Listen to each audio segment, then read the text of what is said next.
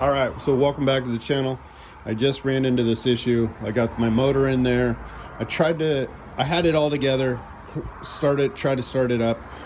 It acted like it wanted to start the first crank, and then it wouldn't. So I pulled it all apart. I thought it was a fuel issue. I cleaned out the injector, which I might have had crap in there. This thing's been sitting since GNCC.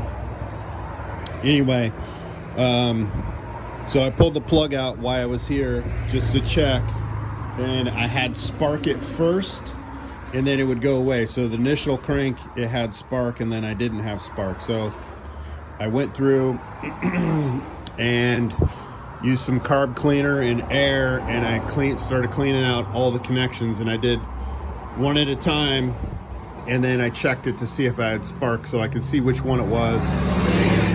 Anyway, so I went through all these ones up here were clean, still had the same spark issue, and then I went down here where the battery box is, because this takes on a lot of dirt.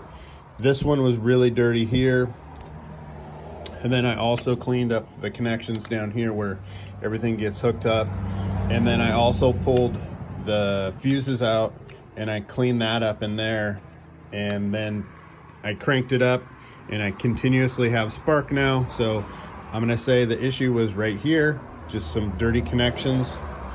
So if you run across that, and like I said, it has spark at first, just the first initial crank, it had spark, and then I had nothing.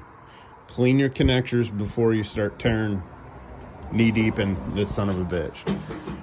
Anyways, hopefully that helps anybody that runs across that issue.